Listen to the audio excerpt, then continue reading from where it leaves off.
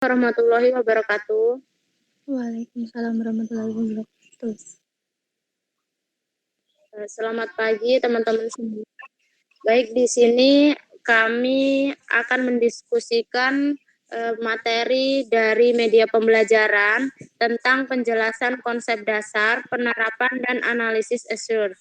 Baik, untuk yang pertama, di sini kita akan membahas apa itu Azure Model.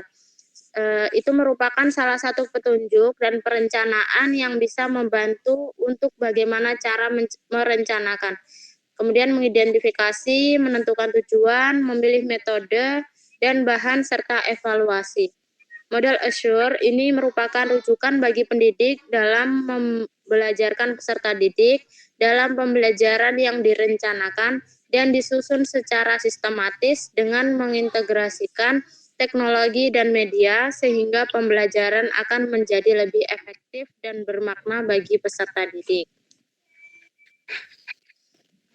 Proses Azure di sini yang pertama ada analis learnis, kemudian yang kedua state objektif, yang ketiga media dan materi, yang keempat media utilize dan material, kemudian yang kelima ada learners partisipasi, yang terakhir ada evaluasi.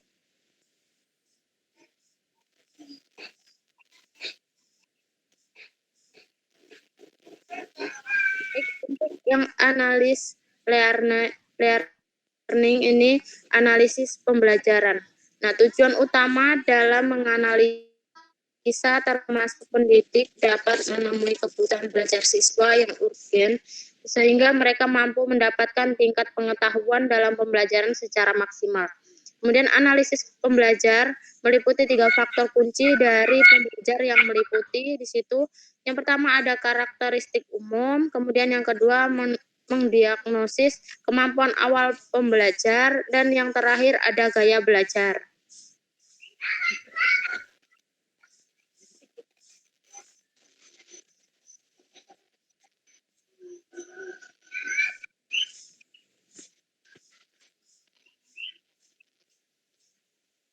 Kemudian yang kedua, di situ ada menentukan standar dan tujuan. Nah, tahap selanjutnya dalam Azure Model adalah merumuskan tujuan dan standar. Dengan demikian, diharapkan peserta didik dapat memperoleh suatu kemampuan dan kompetensi tertentu dari pembelajaran. Dalam merumuskan tujuan dan standar pembelajaran, perlu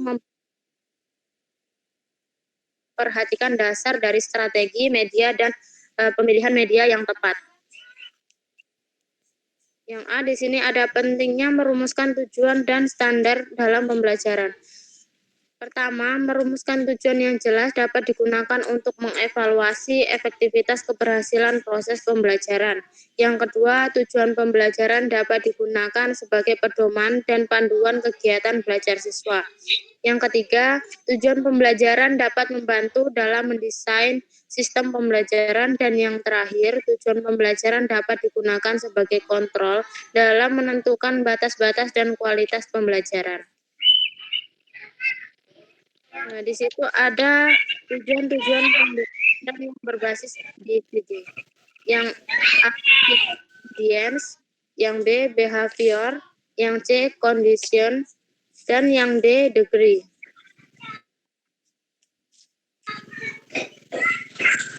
Kategori pembelajaran. Yang pertama,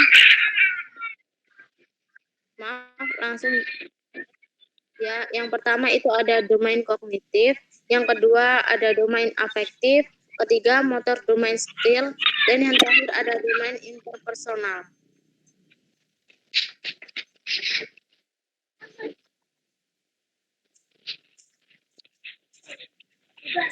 Tujuan pembelajaran dan perbedaan individu.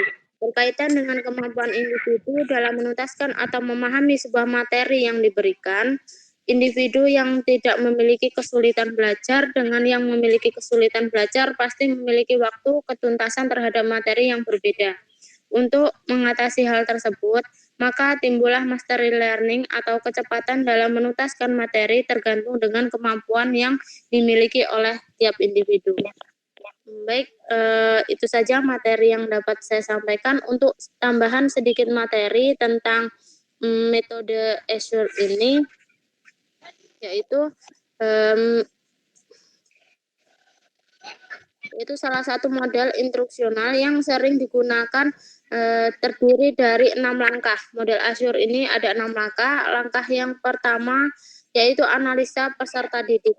Dia itu menganalisis peserta didik dalam proses pembelajaran yang dilaksanakan secara langsung.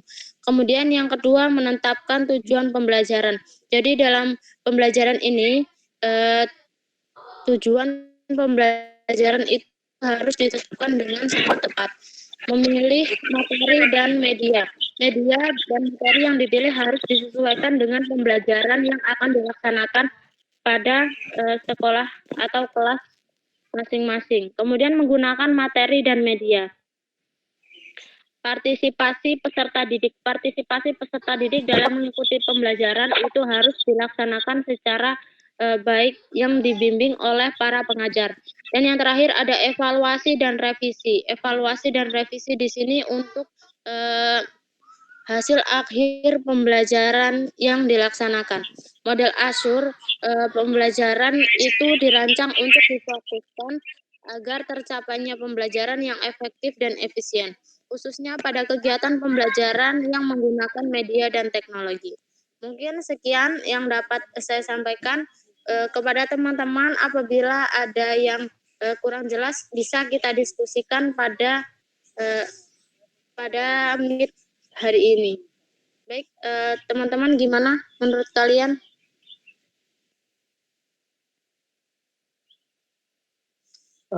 Izin bertanya ya untuk teman-teman. Dari 6 komponen model Azure seperti yang disebutkan oleh saudari moderator Zulfa Nurani, itu kan ada select method, media, and materials, yaitu memilih metode, media, dan bahan ajar. Kira-kira menurut teman-teman itu bagaimana ya cara memilih metode, memilih media, dan juga bahan ajar itu tuh yang tepat gitu?